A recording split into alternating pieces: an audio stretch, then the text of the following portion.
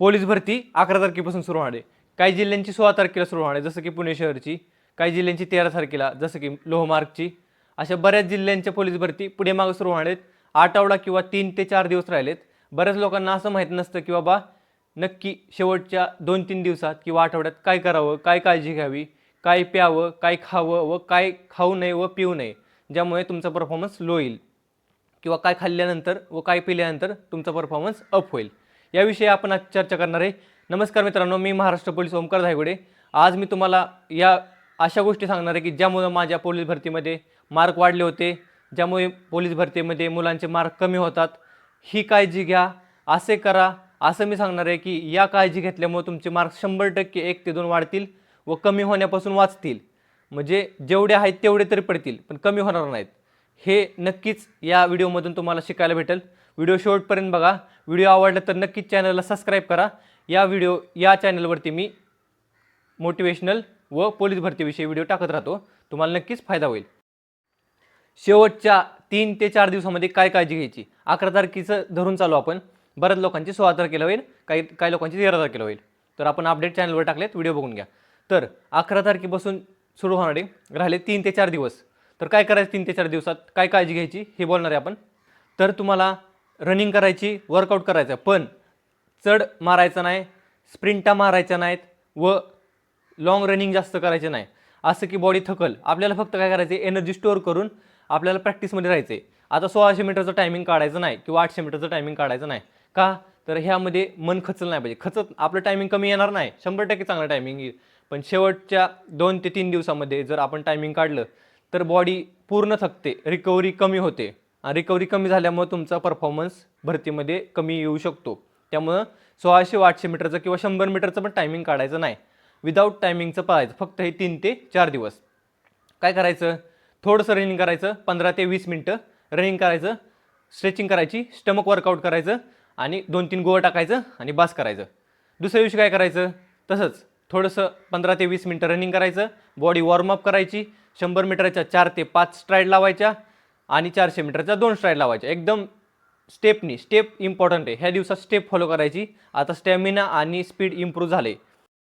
जे लांबून त्या जिल्ह्याला पोलीस भरतीसाठी येणार आहेत, बऱ्याच लांबून लोक येतात. काही विदर्भातनं, मराठवाड्यातून मुंबईला येतात किंवा इकडून तिकडे जातात. बऱ्याच लोकांना पोलीस भरतीला येण्यासाठी खूप वेळ लागतो, 1 दिवस लागतो, 2 दिवस लागतो. त्यांनी मी सांगतो 2 दिवस आधीच ग्राउंडला येऊन थांबावं. इथं बऱ्यापैकी राहण्याची सोय आहे. रूम घ्या, नातेवाईकांपाशी राहा, पण 1 ते 2 दिवस तुम्ही आधी इथं ग्राउंडवरती येऊन राहा.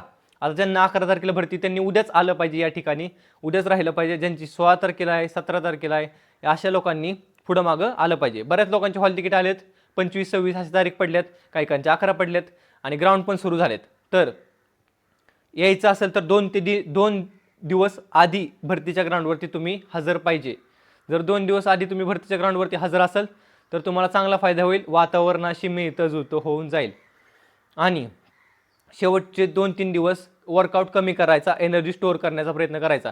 आणि तुम्हाला बेस्ट उपाय सांगणार आहे. हे उपाय जर फॉलो केला ना तर तुमचं शेवटी चांगलं इम्प्रूव्ह होऊ शकतं व तुमचं खाल्लेलं अन्न पण जिरू शकतं. कसल्याही परिस्थितीत तुम्ही काहीही खाल्लं तर तुम्हाला पचू शकतं.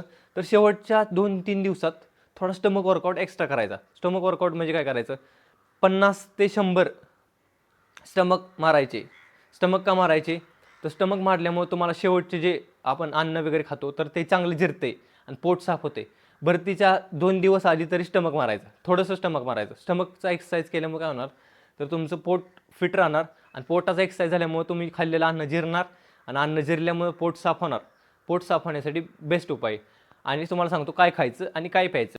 या शेवटच्या 2-3 दिवसात डाएटमध्ये फळं ठेवा. फळं जास्त खा. फळं जास्त खाण्याचा प्रयत्न करा. चपाती, भाजी, भाकरी किंवा तेलकट पदार्थ कमी खा. वडापाव असेल, आपण बाहेर गेल्यानंतर मुंबईला आल्यानंतर वडापाव खातो, वडापाव खाऊ नका. तेलकट कोणतीही गोष्ट खाऊ नका. भजे वगैरे खाऊ नका. पाव असलेल्या गोष्टी खाऊ नका. ब्रेड खाऊ नका.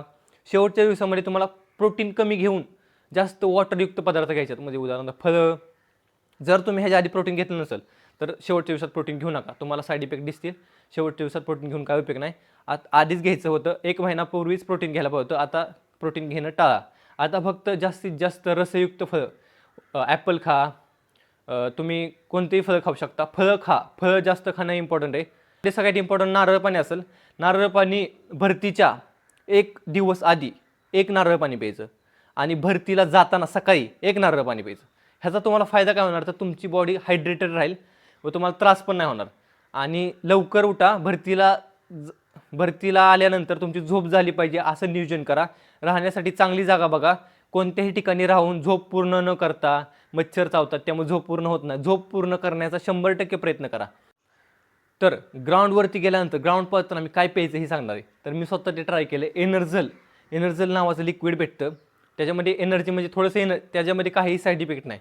एनर्जल काय करते, तर एनर्जलमुळं ना तुमची जी बॉडीची ताकद गेलेली असती किंवा 100 मीटर पाहिल्यामुळं, 1600 मीटर पाहिल्यानंतर, 800 मीटर पाहिल्यानंतर नेक्स्ट इव्हेंटसाठी, म्हणजे आता 1600 मीटर पळून आलो मी, 800 मीटर पळून आलो, तर 1-2 सिप मारायचं. 1-2 सिप मारल्यानंतर तुमची काहीतरी रिकव्हरी होती. रिकव्हरीमुळे काय होते, तुमच्या जी अंगातली ताकद गेली तर ती पूर्ण हाय अशी येते. परत तुम्ही नेक्स्ट इव्हेंटसाठी तयार होताय. म्हणजे काय काहींचं 1600 मीटर पाहिल्यानंतर गोवा जात नाही किंवा 100चं टायमिंग चांगलं येत नाही, त्यांच्यासाठी हे बेस्ट आहे. तर हे ट्राय करा. एनर्जल म्हणून एक लिक्विड भेटतं, ते एनर्जल ट्राय करा. मी पण स्वतः ट्राय केलं, त्याचं काही साईड इफेक्ट नाही. थोडंसं पिऊ शकता. सिप करून 2-2 सिप प्यायचं आणि त्याचा फायदा होईल. आणि नारळ पाणीचं असं काय होतं की बाबा भरतीच्या आधी 2-3 दिवस लय पाणी पितात पोरं, रात्रभर झोप नाही, रात्रभर वॉशरूम, रात्रभर प्रॉब्लेम. असं प्रॉब्लेम न येण्यासाठी तर तुम्ही मेंटेन पाणी प्या. जास्त पण पाणी पिण्याची गरज नाही किंवा नारळ पाणी प्यायला सांगितलं म्हणून 4-4, 5-5 नारळ पाणी प्यायचं नाही. 1 नारळ पाणी प्या, सफिशियंट. 1 नारळ पाणी पिलं खूप मस्त. तुम्हाला रात्री आदल्या दिवशी किंवा आदल्या 2-3 दिवस जेवण कमी करा. जास्त जेवण्याचा प्रयत्न करू नका. असं वाटतं की बाबा जास्त जेवल्यावर जास्त रनिंग होईल किंवा जास्त ताकद होईल, असं नाही.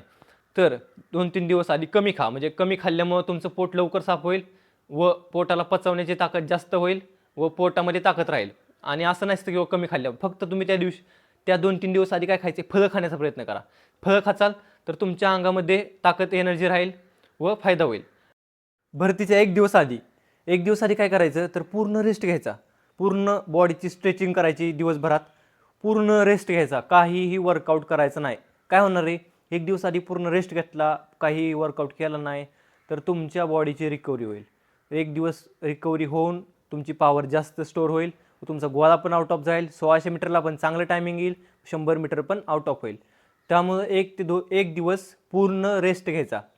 भरतीच्या 1 दिवस आधी काहीही वर्कआउट करायचा नाही. फक्त स्ट्रेचिंग करायची. लेग स्ट्रेचिंग, हँड स्ट्रेचिंग, बास. एक्स्ट्रा स्ट्रेचिंग करायची नाही. एक्स्ट्रा काय खायचं नाही, तेलकट खायचं नाही. ग्राउंडवरती गेल्यानंतर बऱ्याच लोकांचं असं कन्फ्युजन असतं की मी प्रॅक्टिस शूजवर केले, आता ग्राउंडला अनवणी पळतो किंवा अनवणी प्रॅक्टिस केले मग ग्राउंडला शूजवर पळतो. तर तुम्ही जसं प्रॅक्टिस केलं आहे तसं ट्राय करा. तुम्ही जर शूजवर प्रॅक्टिस केलं असेल तर तुम्ही ग्राउंडवरती शूजवरच पळा. तुम्ही अनवणी कधी पळला असेल, प्रॅक्टिस केलं असेल तर तुम्ही अनवणीच पळा. बऱ्याच लोकांना असं कन्फ्युजन असतं. तुम्ही जसं प्रॅक्टिस केलं आहे तसंच पळा. हो का? जर तुम्ही प्रॅक्टिस मनापासून केलं असेल तर भरती पण प्रॅक्टिससारखीच निघून जाईल. मार्क चांगले पडतील. 100% तुमचा रिझल्ट येईल.